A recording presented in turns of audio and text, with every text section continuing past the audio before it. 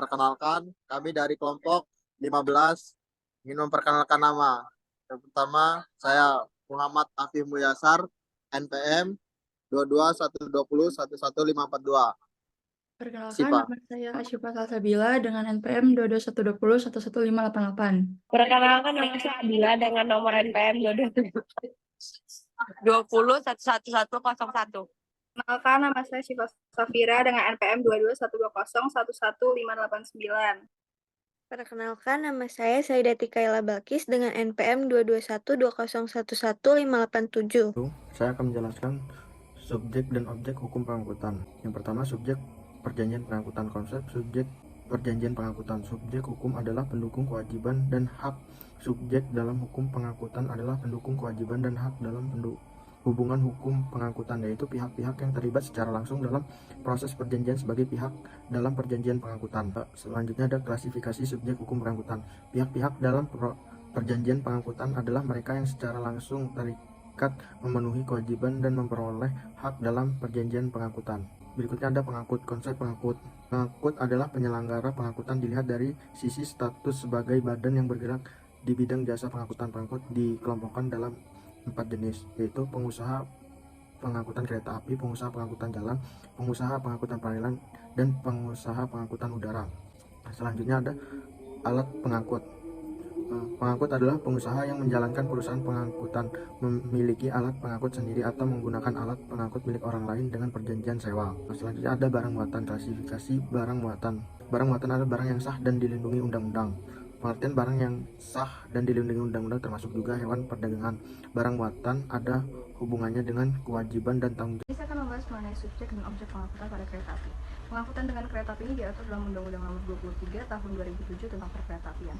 Yang pertama, saya akan membahas subjek terlebih dahulu. Yang pertama ada pengangkut. Pengangkut ini adalah penyelenggara sarana perkeretaapian, yaitu badan usaha yang menyelenggarakan sarana perkeretaapian umum. Contohnya seperti yang masih ada hingga saat ini, yaitu badan usaha milik negara, yaitu PT Kereta Api Indonesia Persero. Kemudian ada penumpang, yaitu seseorang yang mengangkatkan diri untuk membayar biaya pengangkutan dan atas dasar tersebut ia berhak menerima jasa angkutan. Kemudian ada pengirim. Pengirim ini dalam pengangkutan perkeretaapian adalah pihak yang dalam perjanjian berstatus sebagai pemilik barang atau bertindak mewakili pemilik barang. Kemudian dia membayar biaya pengangkutan dan juga dia sebagai pemegang dokumen pengangkutan barang. Kemudian ada penerima. Penerima di sini adalah bisa siapa saja yang ditunjuk sebagai penerima resmi, bisa berupa individu, perusahaan, ataupun entitas yang memiliki kepentingan. Kemudian saya akan membahas juga tentang objek pengangkutan pada kereta api. Yang pertama ada alat pengangkut, pastinya kereta api. Dimana kereta api itu dibagi menjadi dua. Yang pertama ada kereta yang digunakan untuk mengangkut penumpang, contohnya seperti KRL, KRT, dan lain-lain. Kemudian ada gerbong yang digunakan untuk mengangkut barang, contohnya seperti gerbong Babaranjang. Kemudian ada peralatan khusus, yaitu seperti gerbong penolong, derek, dan lain-lain. Kemudian ada barang muatan. Barang muatan di sini adalah barang yang sah yang dilindungi oleh undang-undang. Karena kereta api juga sering digunakan untuk mengangkut barang dalam jumlah yang besar. Kemudian biaya pengangkutan seperti yang dimuat pada pasal 151 sampai 156 di Undang-Undang Perkeretaapian, di mana tarif angkutan kereta api terdiri dari tarif angkutan orang dan juga angkutan barang. Kemudian untuk dokumen pengangkutan kereta api, itu dokumen pengangkutannya terdiri atas karcis penumpang untuk pengangkutan penumpang dan juga ada surat pengangkutan barang untuk pengangkutan barang. Surat pengangkutan barang ini biasanya sudah dibekukan dan juga sudah dicetak dalam bentuk formulir dan pengirim hanya mengisi keterangan yang diperlukan dan menandatanganinya. Akan menjelaskan tentang pengangkutan pada jalan. Undang-undang baru yang mengatur tentang lalu lintas dan pengangkutan jalan yang berlaku sekarang adalah Undang-Undang Nomor 22 Tahun 2009. Menentukan bahwa pengangkutan adalah perpindahan orang ataupun barang dari suatu tempat ke tempat lain dengan menggunakan kendaraan di ruang lalu lintas jalan. Selanjutnya saya akan menjelaskan subjek dari pengangkutan jalan. Subjeknya adalah pengirim atau consigner atau shipper, merupakan pihak yang mengikatkan diri pada perjanjian pengangkutan untuk dapat membayar biaya angkutan. Yang kedua ada penumpang atau passenger, merupakan orang yang membayar biaya angkutan atas dirinya yang diangkut ataupun semua orang atau badan hukum. Yang ketiga ada ekspeditur. Yang keempat ada agen perjalanan atau travel agent, merupakan pihak yang mencarikan penumpang bagi pengangkut.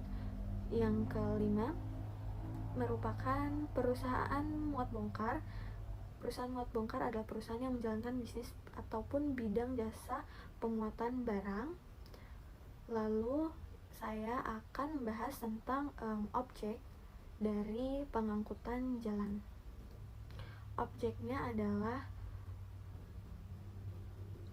barang muatan ataupun kargo. Barang muatan yang dimaksud adalah barang yang sah dan dilindungi oleh undang-undang. Dan yang kedua ada alat pengangkut jalan, contohnya adalah kereta api dan juga kendaraan seperti motor, mobil, bis, ataupun yang lain-lain. Saya akan menjelaskan mengenai subjek dan objek pengangkutan laut. Sebelumnya, Undang-Undang Pengangkutan Laut terdiri atas pengangkutan laut dan pengangkutan laut pelayaran rakyat. Pasal 7 Undang-Undang Nomor 17 Tahun 2008. Pengangkutan di perairan diselenggarakan oleh Badan Usaha Milik Negara atau BUMN, Badan Usaha Milik Daerah atau BUMD, dan Badan Hukum Indonesia yang khusus didirikan untuk pelayaran. Pasal 1 Angka 3 dan 60 Undang-Undang Nomor 17 Tahun 2008. Selanjutnya, subjek pengangkutan laut. Yang pertama ada pengangkut atau carrier. Untuk melakukan kegiatan pengangkutan di perairan, orang perseorangan atau badan usaha wajib memiliki izin usaha sesuai dengan domisili dan di mana hal tersebut beroperasi pada pasal 28 Undang-Undang Nomor 17 Tahun 2008. Yang kedua ada penumpang atau passenger. Seseorang yang akan diri untuk membayar biaya pengangkutan perairan wajib mengangkut penumpang atau barang setelah disepakati perjanjian pengangkutan perairan di mana karcis penumpang dan dokumen menjadi tanda bukti telah terjadinya perjanjian. Yang ketiga ada pengirim, ialah individu atau perusahaan yang mewakili pemilik barang yang akan diangkut melalui laut untuk menyerahkan barang kepada pengangkut di pelabuhan asal, menyediakan dokumen yang diperlukan, membayar biaya, dan mematuhi peraturan perundang-undangan sesuai dengan yang berlaku. Yang terakhir ada penerima. Dalam Undang-Undang Pengangkutan di Indonesia, penerima mungkin mengirim sendiri, mungkin juga pihak ketiga yang berkepentingan. Selanjutnya, objek pengangkutan laut. Pertama, pelabuhan. Tempat yang terdiri atas daratan dan perairan di sekitarnya dengan batas-batas tertentu sebagai tempat kegiatan pemerintahan dan kegiatan pengusahaan dipergunakan sebagai tempat kapal bersandar, naik turun penumpang dan atau muat bongkar barang berupa terminal dan tempat berlabuh kapal yang dilengkapi dengan fasilitas keselamatan dan keamanan, pelayaran dan kegiatan penunjang pelabuhan serta sebagai tempat perpindahan intra dan antar moda transportasi. Pada pasal 1 Angkat 16 Nomor 17 Tahun 2008. Pelabuhan terdiri atas satu pelabuhan utama, pelabuhan pengumpul, dan pelabuhan pengumpan. Yang kedua, ada kapal dan kapal niaga. Kapal adalah kendaraan air dengan bentuk jenis apapun yang digerakkan dengan tenaga mekanik, angin, atau ditunda. Termasuk kendaraan yang berdaya dukung dinamis, kendaraan di bawah permukaan air, serta alat apung dan bangunan terapung yang tidak berpindah-pindah. Pasal 1 Angka 36 Undang-Undang Nomor 17 Tahun 2008. Yang ketiga, ada kelaikan dan keselamatan kapal. RP Sunario menyatakan apabila kapal hendak berlayar, kapal tersebut harus berada dalam laik laut. 4. Ada pengukuran dan pendaftaran kapal. Status hukum kapal dapat ditentukan setelah melalui proses 1. Pengukuran kapal, 2. Pendaftaran kapal, 3. Penetapan kebangsaan kapal. Yang terakhir ada biaya pengangkutan. Biaya pengangkutan kapal niaga diatur dalam Undang-Undang Pelayaran. Penetapan struktur dan golongan tarif dilakukan oleh pemerintah dengan memperhatikan kepentingan masyarakat dan kepentingan badan penyelenggaraan pengangkutan. Biaya pengangkutan ditentukan juga oleh jenis pengangkutan, jenis alat pengangkut, jarak pengangkut, waktu pengangkutan, dan sifat muatan. Subjek dan objek hukum pengangkutan pada pesawat udara. Undang-Undang Penerbangan. Pengangkutan udara dengan pesawat udara diatur UU Nomor 15 Tahun 1992 tentang penerbangan. Akan tetapi UU ini sudah tidak sesuai lagi dengan keadaan sekarang karena itu dicabut serta dinyatakan tidak berlaku lagi. Sebagai penggantinya di undang-undang pada tanggal 12 Januari 2009 Undang-Undang Nomor 1 Tahun 2009 tentang penerbangan melalui Lembaran Negara Tahun 2009 Nomor 1. Menurut ketentuan Undang-Undang Nomor 1 2009, penerbangan adalah salah satu kesatuan sistem yang terdiri atas pemanfaatan wilayah udara, pesawat udara, bandara udara, pengangkutan udara, navigasi penerbangan, keselamatan dan keamanan, lingkungan hidup, serta fasilitas pengunjung, keselamatan dan keamanan, dan fasilitas umum lainnya. Subjek, pihak yang terlibat. 1. Pengangkutan atau perusahaan penerbangan. 2. Pengiriman atau shipper. 3. Penerimaan atau konsinyaan. Pengiriman dan penerima. 1. Pengirim adalah pihak yang mengirimkan barang atau kargo melalui angkatan udara. 2. Penerima adalah pihak yang menerima barang kargo yang dikirimkan. Objek pengangkutan. 1. Penumpang. 2. Bagasi. 3. Kargo. Selanjutnya, biaya pengangkutan. 1. Menerbitkan tiket atau airway bill sebagai bukti kontrak. 2. Menjaminkan keselamatan selama pengangkutan. 3. Memberikan ganti rugi jika terjadi kecelakaan, kehilangan, kerusakan. 3. Mematuhi jadwal keberangkatan atau ketibaan. Kewajiban penerimaan atau pengirim. 1. Memberikan informasi barang sesuai dengan benar. 2. Membayar biaya angkutan sesuai ketentuan. 3. Mematuhi prosedur keamanan penerbangan. Asuransi pengangkutan. 1. Pengangkutan wajib mengasuransikan tanggung jawabnya. 2. Pengirim atau penerima dapat mengasuransikan tambahan tanggung jawab dan ganti rugi. 1. Batasan tanggung jawab pengangkutan mengakui konvensi atau perjanjian internasional. 2.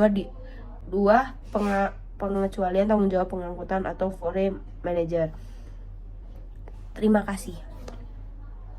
Sekian presentasi dari kelompok kami. Kami ucapkan wassalamualaikum warahmatullahi wabarakatuh.